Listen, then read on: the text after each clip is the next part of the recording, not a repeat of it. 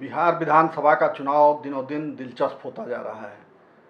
रहस्य और रोमांच के तत्व भी इसमें बढ़ते जा रहे हैं।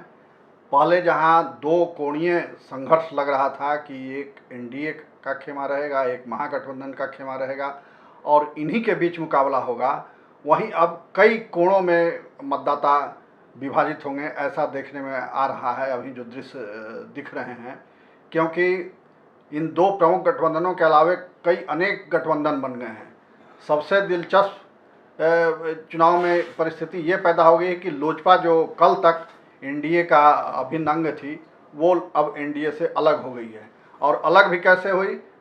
जो दिल्ली में एनडीए है उसमें वो शामिल है, उसके प्रतिनिधि रामविलास पासवान केंद्र सरकार में मंत्री हैं, मगर बिहार में लोजपा एनडीए का हिस्सा नहीं है। ये एक अजीब दुविधा वाली स्थिति है, जिसको लेकर के काफ़ी भ्रम फैला हुआ है। पार्टी के नेताओं से लेकर के कार्यकर्ताओं तक और वोटरों में भी ये भ्रम फैला हुआ है कि आखिर ये हो क्या रहा है।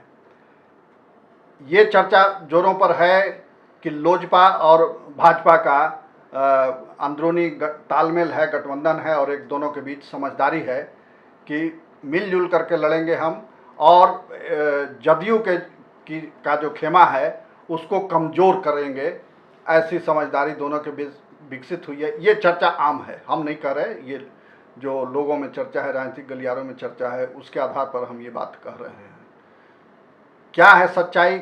इससे लोजपा को क्या हासिल होगा? जहां लोजपा अभी केंद्र में मंत्री थी, गठबंधन के एनडीए के साथ अगर वो लड़ती तो 2 सीट से उसकी सीटों की संख्या भी बढ़ती विधानसभा में, मगर उसने अलग चुनाव में जाने का फैसला क्यों किया और उससे इसको क्या फ़ायदा होगा?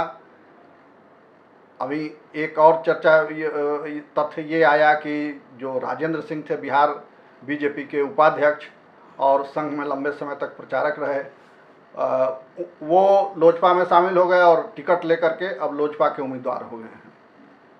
रामेश्वर चौरसिया जो राष्ट्रीय मंत्री भी रहे बीजेपी के, बिहार की राजनीति में भी काफ़ी सक्रिय रहे, विधायक रहे, उनका क्षेत्र भी जदयू के खेमे में चला गया, जो विधानसभा क्षेत्र था, तो वो भी लोजपा के संपर्क में थे और उन्होंने उसका सिंबल भी ले लिया था, मगर अंत समय में मान मनोबल करके उनको वापस फिर बीजेपी ने अपने खेमे में शामिल कर लिया है। माना ये जा रहा है कि जैसे अगले फेज के कैंडिडेट की घोषणा होगी तो भाजपा से लोजपा में ये जाने की प्रक्रिया और बढ़ेगी, और एक तरह से ये कहा जा रहा है कि लोजपा जो है बिहार में बीजेपी की बी टीम बन गई है। क्या होगा इसका परिणाम? रिजल्ट क्या आएगा? किसको क्या फ़ायदा होगा? इन तमाम बातों पर हम चर्चा करेंगे। हमारे साथ हैं देश प्राण के संपादक और वरिष्ठ पत्रकार अनिल विभाकर जी। अनिल जी, आपका स्वागत है। धन्यवाद। जो दृश्य आप देख रहे हैं इसमें रहस्य भी है, रोमांच भी है, कुछ लुका छिपी भी है।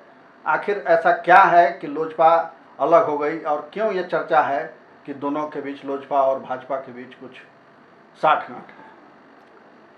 तो चुनाव के समय तो वैसे आमतौर पर बिखराव होता है गठबंधनों में, कोई नई बात नहीं है, लेकिन बिहार की जो परिस्थिति है चुनावी, उसमें लोजपा कई महीने से जदयू पर अपना दबाव बढ़ा रही थी, जो मुख्यमंत्री नीतीश कुमार को पसंद नहीं था। ऐसा माना जा रहा था, राजनीतिक हलकों में भी ऐसी चर्चा थी, आम लोगों में भी ऐसी चर्चा थी कि लोजपा भाजपा के इशारे पर ही नीतीश कुमार पर हमलावर है और दबाव बना रही है। लेकिन नीतीश जी ने भाजपा पर ऐसा दबाव बनाया कि लोजपा को बाहर जाना पड़ा।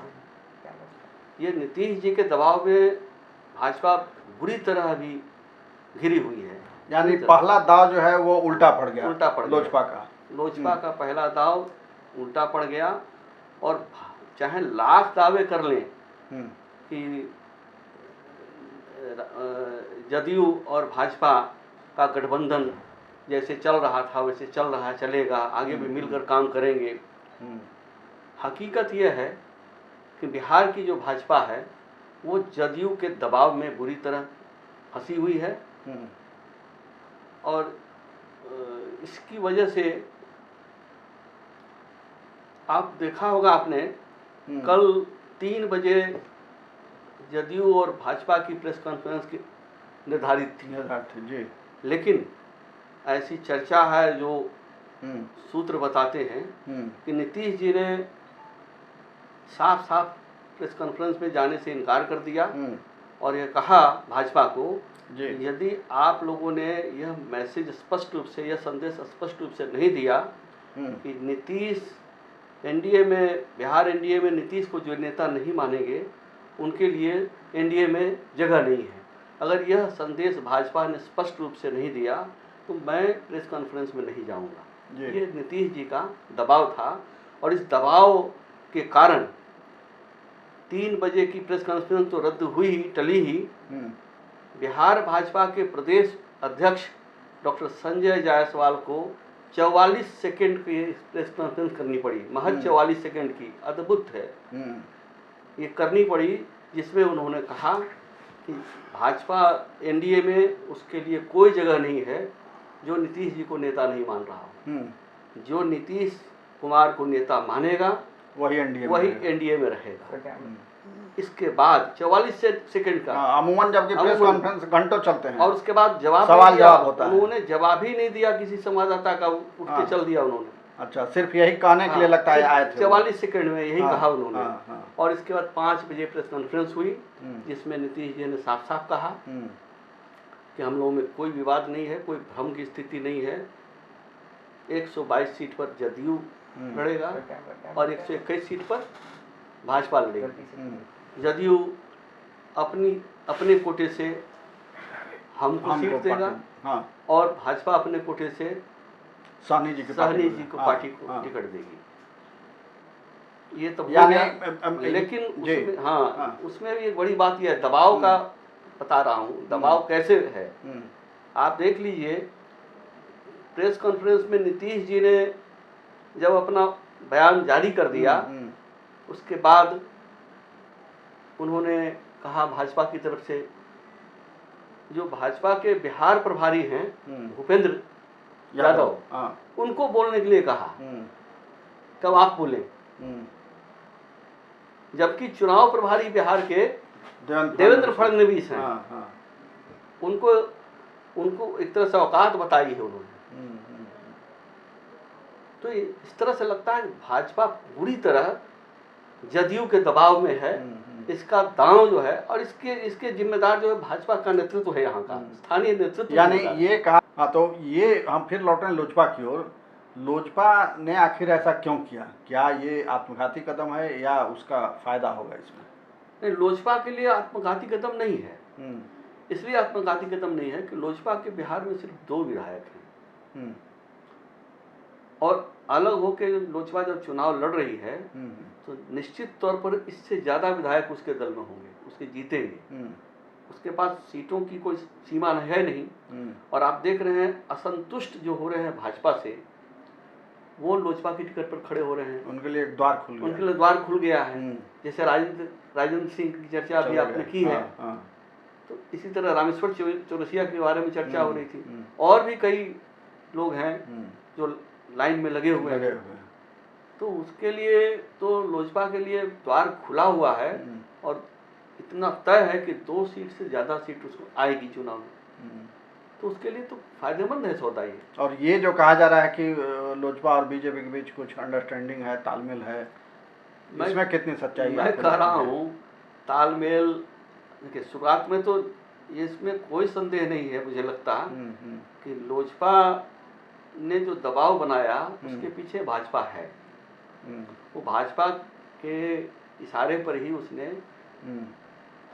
नीतीश कुमार पर दबाव बनाया, जदयू पर दबाव बनाया, नीतीश कुमार की आलोचना की, उस पर हमलावर रहा। इसमें तो और बीजेपी खामोश रही। हाँ, बीजेपी खामोश रही, इसमें तो लगभग तय है, इसमें कोई दो मत नहीं है। लेकिन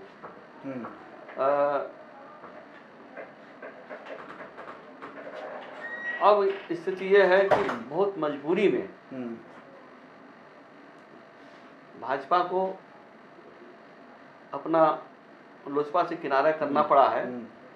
लेकिन लोजपा का जो स्टैंड है वो अब भी साफ है। अभी तक अगर चुनाव में ऐसी नौबत आती है कि सरकार बनाने में भाजपा को कोई दिक्कत हो, कहीं दिक्कत हो, केंद्र में भी तो है ही है साथ, केंद्र से तो अलग हुई नहीं लोजपा, सिर्फ बिहार में अभी अलग हुई है एनडीए से। तो उसने तो पहले भी घोषणा की है कि हम एनडीए के साथ हैं, हम प्रधानमंत्री नरेंद्र मोदी के साथ हैं। नहीं तो बीजेपी की मंशा क्या थी? बीजेपी क्यों लोजपा को संरक्षण दे रही थी? दिक्कत यह है, बीजेपी की मंशा यह थी कि देखिए बीजेपी, सवाल यहाँ देखिए महत्वपूर्ण बात यह है कि बीजेपी को के केंद्रीय नेतृत्व को आखिर बिहार में चुनाव प्रभारी के रूप में अलग से देवेंद्र फडणवीस को क्यों भेजना पड़ा? बिहार के प्रभारी डॉक्टर भूपेंद्र यादव तो हैं, पहले भी थे, हैं, लेकिन एक चुनाव प्रभारी के रूप में भेजना पड़ा अलग से। मतलब यह है कि भूपेंद्र यादव पर केंद्रीय नेतृत्व को भी उसकी भूमिका पर बहुत भरोसा नहीं था, तभी एक भेजना पड़ा। लेकिन बिहार का जो नेतृत्व है वो चलने नहीं दे रहा है, देवेंद्र फडणवीस को भी चलने नहीं दे रहा। हाँ। और ऐसी परिस्थितियां बनी हैं कि केंद्रीय नेतृत्व भी इसमें कुछ कर नहीं पाया बिहार में, और नीतीश कुमार हावी हैं। नीतीश कुमार हावी हैं। केंद्रीय नेतृत्व के पास बिहार में कोई सीएम का चेहरा ही नहीं है, न बनने दिया अभी तक। फडणवीस ने तो अंदर खाने जो चर्चा है और राजनीतिक हलकों में चर्चा है कि फडणवीस ने साफ साफ कह दिया है कि बिहार का जो नेतृत्व है वही बीजेपी को अपने पांव पर खड़ा होने नहीं दे रहा। बीजेपी को कमजोर करके बीजेपी को बी टीम बना के जदयू की, यहाँ का बीजेपी का प्रदेश नेतृत्व ही नहीं रखा हुआ है, जिम्मेदार यही है। तो इसके लिए लोजपा को आगे करके और नीतीश कुमार को डिमोरलाइज करने की योजना थी, उनको दबा के रखने की योजना थी। बिल्कुल योजना थी। और वो योजना क्या अभी है या फ्लॉप हो गई? अभी तो फ्लॉप हो गई तत्काल। हाँ, मगर बीजेपी के जो विक्षुब्ध हैं जिनका टिकट कट रहा है वो तो फिर लोजपा की ओर मुड़ रहे हैं। स्वाभाविक है, जो बीजेपी से अलग हो जाएगा तो स्वतंत्र होगा कहीं जाने के लिए, उसके लिए सबसे अच्छी पार्टी अभी लोजपा है। दोनों का जो तालमेल बड़ा अच्छा है और उसको ये मालूम है कि अगर मैं जीत गया तो बाद में फिर हमको वापसी में बहुत आसानी है। यानी उसके दोनों हाथ में लड्डू है कि वहाँ तो है ही, अगर जीत गए तो फिर यहाँ भी हम शामिल हो जाएंगे। ऐसा होता ही है विचारधारा के स्तर पर। तो नीतीश कुमार इन चीज़ों को समझ गए हैं कि उनके खिलाफ ये एक साजिश रची। बिल्कुल, तभी तो 3 बजे की कल जो प्रेस कॉन्फ्रेंस रद्द की, इसीलिए तो रद्द हुई थी। और 44 सेकंड की प्रेस कॉन्फ्रेंस इसीलिए करवानी पड़ी भाजपा को, ये मैसेज देने के लिए स्पष्ट कि जो नीतीश कुमार को एनडीए का नेता बिहार में नहीं मानेगा उसके लिए एनडीए में कोई जगह नहीं है। यानी ये माना जा सकता है कि केंद्रीय नेतृत्व अब बहुत दिनों तक नीतीश कुमार को ढोने की मंशा में नहीं है। नहीं, ऐसा अभी हम नहीं कर सकते। वो राजनीतिक परिस्थितियां हैं, राजनीतिक व्यवस्था के कारण है। यदि मान लीजिए कि चुनाव में नीतीश जी को बहुत कम सीट आई, जेडीयू को बहुत कम सीट आई, अब बीजेपी को सीट ज़्यादा आ गई, वैसी स्थिति में यदि लोजपा को सीट बढ़ती है और केंद्रीय नेतृत्व ने यदि चाहा तो दोनों मिलकर सरकार बन सकती है। अच्छा, ये संभावना है, ये हो सकता है। तो उस सरकार में राजनीति में कुछ भी संभव है। तो जेडीयू भी उस सरकार में शामिल होगी? ये तो कोई जरूरी नहीं है, ये नीतीश जी पर निर्भर करेगा जेडीयू शामिल होगी कि नहीं उस सरकार में। क्योंकि संभावना इसकी बहुत कम लगती है मुझे। नीतीश जी मुख्यमंत्री नहीं होंगे तो उनकी पार्टी शामिल होगी, ऐसा लगता नहीं। अच्छा, तो ये यानी ये जो रहस्य रोमांच अभी है राजनीति का, ये आगे भी कायम रहने वाला है। चुनाव नतीजे पर सब कुछ निर्भर करता है। फिलहाल स्थिति ये है कि बीजेपी भारी दबाव में है जदयू में नीतीश कुमार की इच्छा, और उसमें सुशील मोदी भी शामिल हैं।